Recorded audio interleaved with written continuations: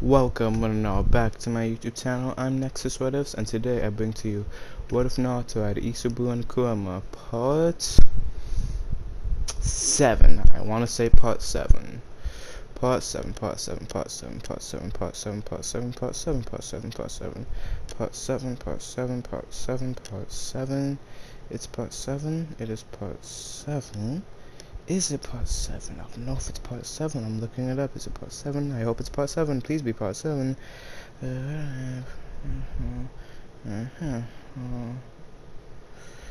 Okay, Part 7? Part 7? Is it Part 7? I don't know. Let's find out. And it is indeed Part 7. Now that I've sufficiently wasted about 50 seconds of your time, it's now that you know it's Part 7, let's actually get on into the what if. But before I do that, this is, I know for a fact that this is going to be the penultimate video, or the second to last part of this what if before I start a new what if and take this what if on a break. Now I'm not gonna end it off like abruptly. I'm gonna end it off after the final valley, as like a sane person would. But yeah, no, I'm really excited to get to writing the penultimate part to Minato and Naruto. So let's just get this out of the way.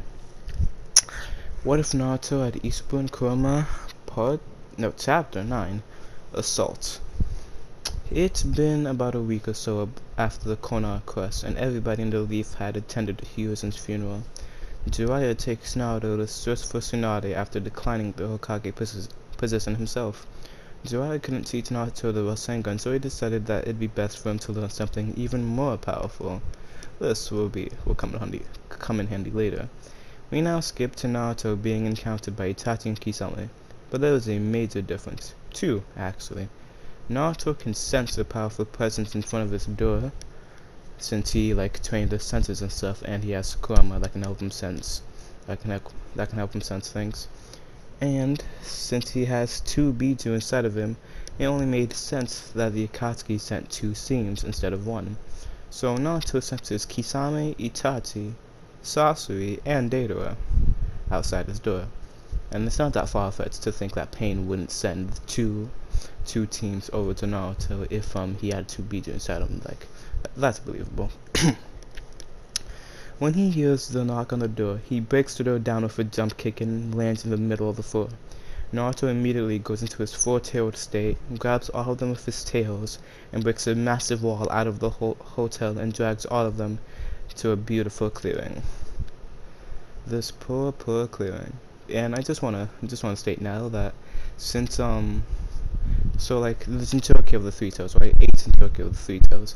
If the strongest Jin cloak, Jinchuriki cloak would be three-tailed form, then since Naruto can go above that, everything would be stacked, you know. So his regular four-tailed form would have the power of his three-tailed form as well. His regular four-tailed form of Kurama would have the power of the three-tailed form with Isobu. So everything from three tails and beyond would be stacked. And if I said anything otherwise, I'm retconning it, so that's what it is now. And it makes sense to me, and if it doesn't make sense to you, I apologize. Back to the story. He slams all four of them to the ground, causing Sasori's Hiroko cell to break instantly, Kisame to have a hole in his chest, Deidara to bleed profusely from his head, and Itachi coughing up enormous amounts of blood. You guys wanna play? Fuck around and find out, Naruto said in a demonic voice as he tottered to the floor. You know what? That wasn't demonic enough. Let me try that again. You guys wanna play? Fuck around and find out. That was better, he said in a demonic voice as he tottered to the floor. That one was actually somewhat deeper, so I think it was better, yeah. Kisame and Itachi could react while the other two couldn't. Now reanimated Itachi was able to react to KCM1. That's such a stupid move. Why would he do this? Idiot. Anyway. Edo Itachi. Actually, it wasn't that stupid. I'm sorry, I'm watching my own gameplay right now, sorry. Edo Itachi was able to keep up with KCM1 Naruto in the first war, and Kisame was able to keep up with was able to keep up with like Biju Takura B, who's and B's already pretty fast, plus the like initial stages of his Biju Takura, so I'd say that those two are pretty fast. Itachi went in front of the stampeding Naruto and activated his Susanoo and brought out his Yaramiro to block him. Itachi's Susanoo is the Susanoo that he was using right now. The Susanoo Itachi has out was the one he used against Sasuke in canon. So it's like partially transformed Susanoo. Kisame was able to have Samehada extend out toward Naruto after he had gotten blocked. This proved to be a wild miscalculation on his part, because Samehada got one lick of Naruto's chakra and fell in love with it. Samehada left Kisame immediately and wrapped himself around Naruto. Samehada clings himself onto Naruto, makes a Sark skin type armor for him, increasing his defense, speed, and strength. This, plus added on to Naruto's monstrous strength, was enough to form a crack in Itachi's Yaramiro. Now let me explain. So in the canon of the story, Samehada left Kisame after having a very long battle of taking Gyuki's chakra, the Tail's chakra, right? Samehada liked that chakra more than they liked Kisame's. Now Kurama has the Naruto has the 9 tails and the 3 tails and just massive amounts of chakra reserves from being like an Uzumaki in general. So this would persuade Samehada to switch sides immediately. And as for forming a crack in Itachi's Yaramiro, the Yaramiro is stated to have all 5 basic chakra natures plus yin and yang release. So any jutsu thrown at it was it would counteract that jutsu. Now in this sense, it's extremely like the Truth Seeker orbs. And like the Truth Seeker orbs, they had 2 glaring weaknesses: Senjutsu and Taijutsu. You can't counter elemental jutsu if it's just straight punting. And I don't think you can counter natural fire either, so I don't know. And plus Senjutsu. So now, if you don't think that that kick from 7 Gate guy could break Itachi's Yaramiro, then my bad. But I think a kick from 7th Gate guy could break Itachi's Yaramiro. And this Naruto, with Samehada attached to him, his punting is equivalent to a kick from 7th Gate guy. Oh my gosh, why was that so hard to say? So yeah, that's how he was able to make a crack in it. It was a pretty big crack as well. No, yeah, that's it. Back to the story. Samehada, you backstabbing bastard! Kisame expressed in frustration. Naruto took this opportunity and closed his eyes. About a second later, he opened his eyes, and speaking of, when he opens his eyes, he's in perfect Sage mode, the Sage mode that Jiraiya has. This was what Jiraiya was teaching him this entire time. He could sustain it thanks to Kurama and Isobu filtering out the excessive Sage chakra. If that's not how Sage mode works, that's how Sage mode works right now. Cause why not? Naruto then used a Sage-infused water-style water vortex through the cracked mirror and aimed it at all 4.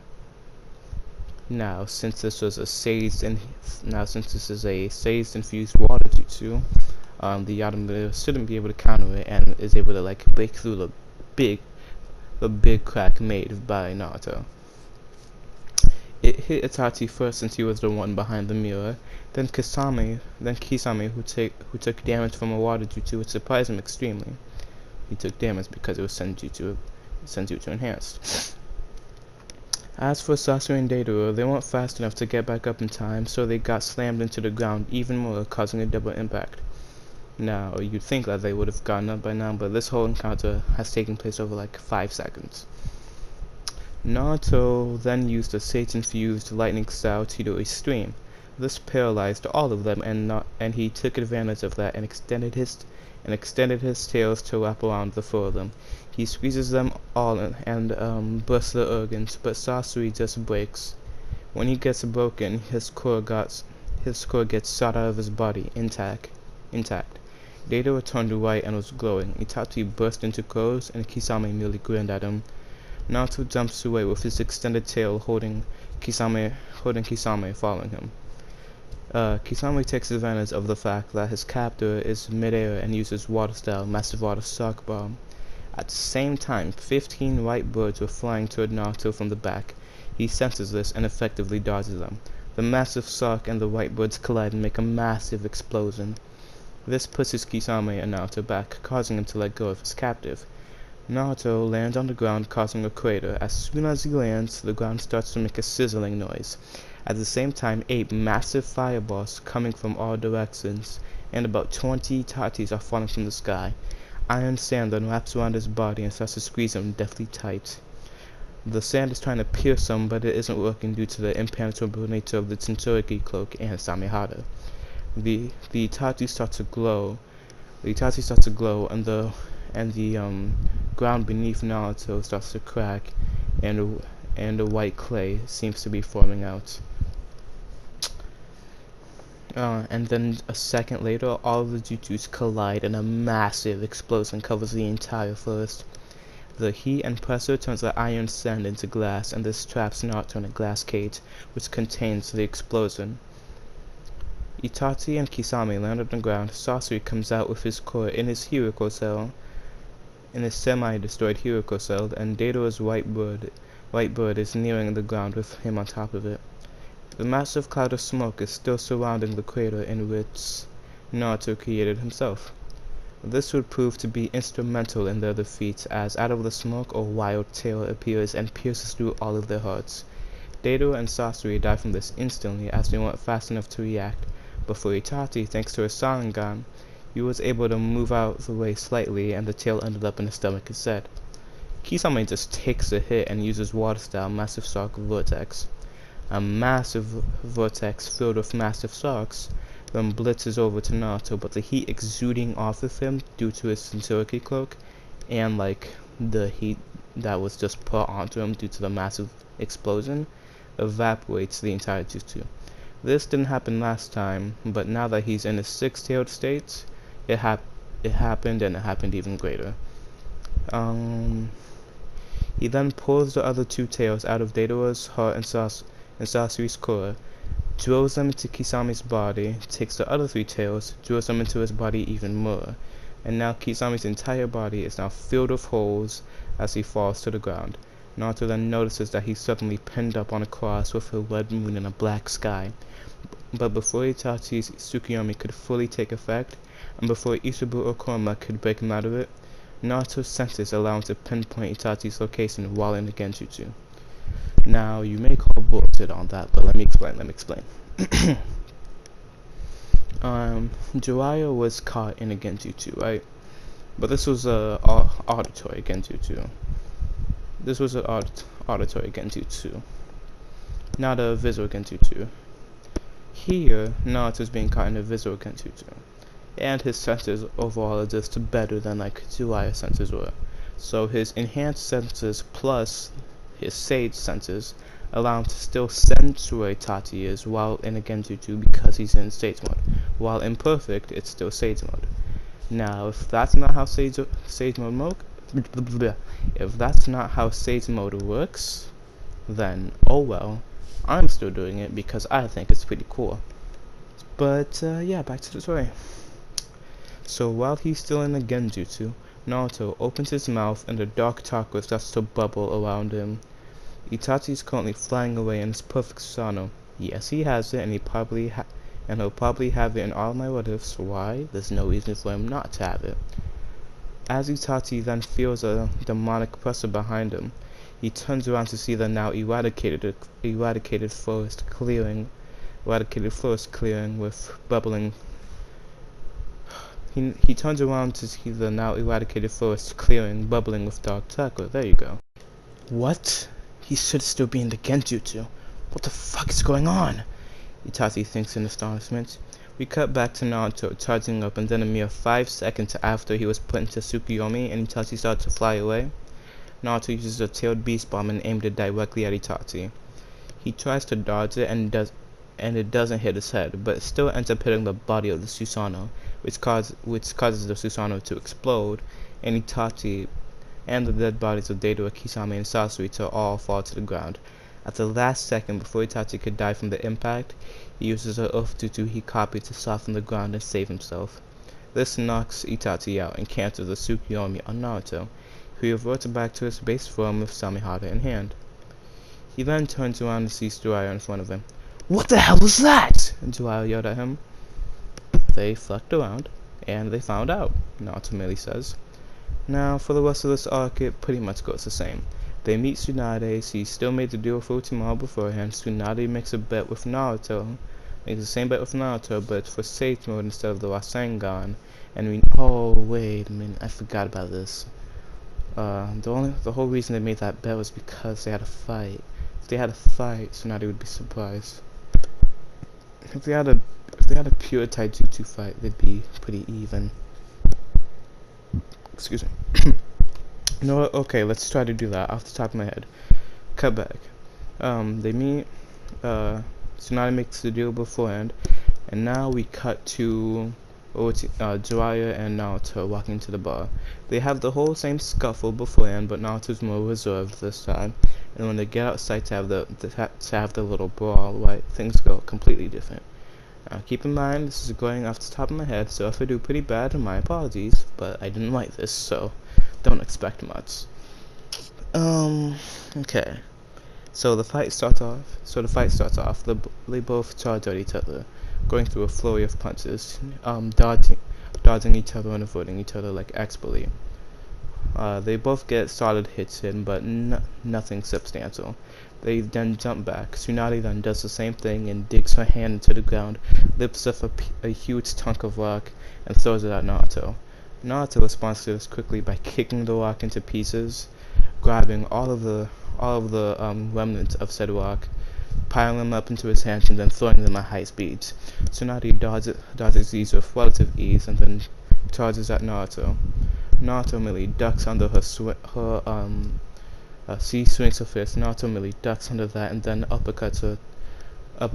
She gets sent up into the air, and Naruto then goes up and uses lion's bars to kick her right back down. This forms a mini crater. Naruto, while his leg is still connected to Tsunade's stomach, then flips around and just gut punches her straight to the ground. This makes an even bigger crater. And wait, Naruto's supposed to lose this. Fuck. I think I should make the bet. This just makes an even bigger crater. He then grabs a hold of Tsunade's stomach, throws her up into the air once more, and then bends his knees and then jumps up as high as he can to headbutt her stomach. Tsunade is coughing out a lot of blood at this point. He then grabs her arms and then throws her toward the ground. She's rolling around to the ground, and just before she could land on her feet, Naruto appears right in front of her and gives her a backhand through about 5 buildings. So, you think it's still right to disrespect the Hokage? Or do you still want to mess around? Naruto said, enthusiastically. Tsunade gets back up and wipes away her blood. She, thankfully, doesn't notice it, and if she did, she'd have a major panic attack. But she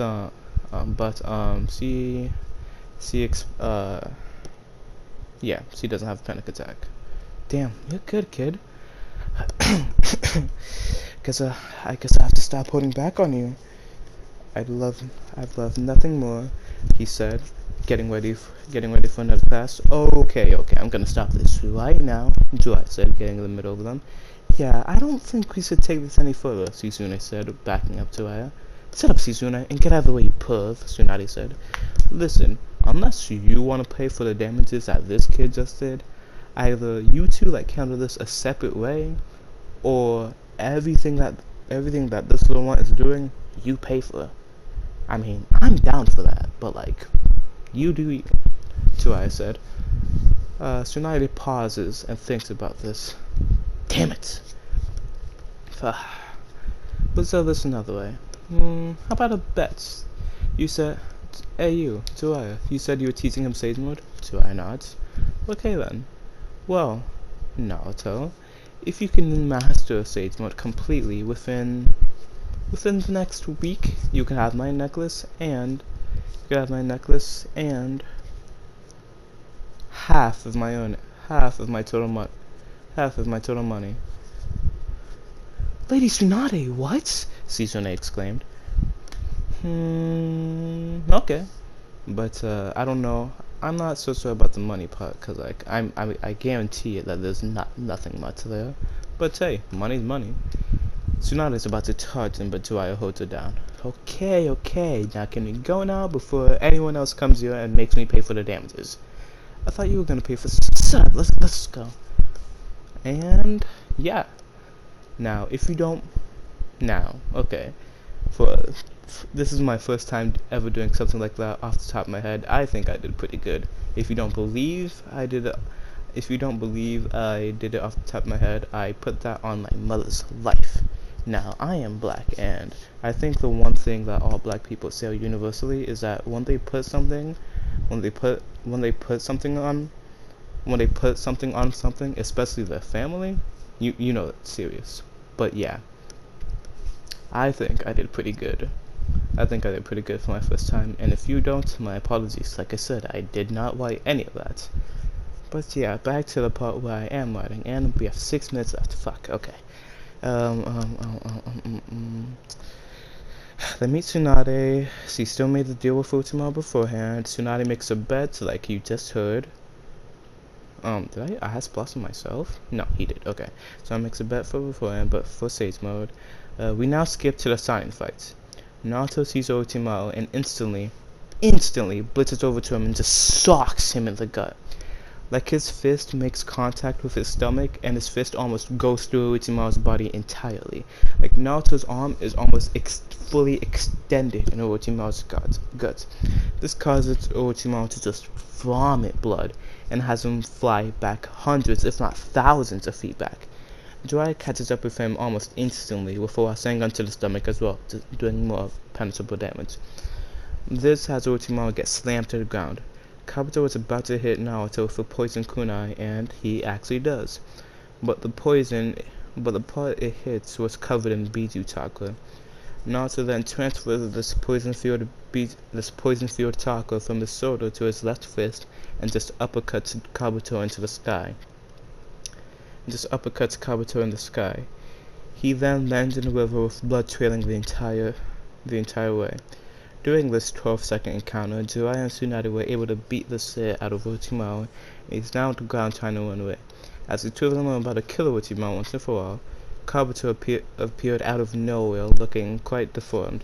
His arms looked like they were about to snap off, his legs were practically bone, and his head and chest have gaping holes in them. But this did not stop him from performing his final jutsu. He uses reverse summoning and teleports Orochimaru away, and the second he does that, he dies. Now, was this an ask for? Yes it was. With reverse summoning too. But I feel like it's more related to Naruto, you know? It's more like Naruto, random ask pulls because I need Orochimaru to still be alive for content. So yeah. And, he teleports Orochimaru away. Naruto then activates his Sage Mode to see if Orochimaru could be anywhere in the vicinity, and he isn't. Jiraiya notes that the Sage Mode Naruto has is perfect Sage Mode. Tsunade laughs at this. Damn kid, you really are good. Did not think you were able to do it, but he proved me wrong. You know what, I guess I will be Hokage. See the sides. Yes! And I'm getting that necklace. Yeah, you're getting the necklace. And your money. Okay, let's not get too asinine. Then Naruto just takes the necklace off of her and just runs off to where Tsunade was, and like, I'll be waiting for you at your house. Tsunade sprints over like, hey kid, come back here. So after that whole little exchange, Naruto gets his money, his necklace. So now he starts crying because her debt is because he's even more in debt, and they proceed to go back to the village. End of chapter 9. Now that last little part with the money thing, I came up with that off the fly. Now I think I did pretty good once again. Now if you don't believe me, once again, on my mother's life, once again, I swear, I did not write that. Now if you still don't believe me, oh fucking well. But yeah, nah, if you made it this far into the video, thank you for watching. I truly appreciate it. And documentation. I'm gonna slam this guy. If you made it this far in the video, thank you for watching, genuinely. And tell me if you liked me like going off the top more, if I should try to do it more. I'm probably not gonna try and do it more since I like to have a script detailing exactly what I'm gonna say. Even if I misread the script like a good 30 to 40% of the time, it's better than having absolutely nothing, in my opinion. So yeah, but if you did like my freestyling thing, like let me know, please. Yeah, with that being said, yeah, I hope you enjoyed this penultimate video of What If Naruto had Isobu and Kurama, and until next time, Nexus out.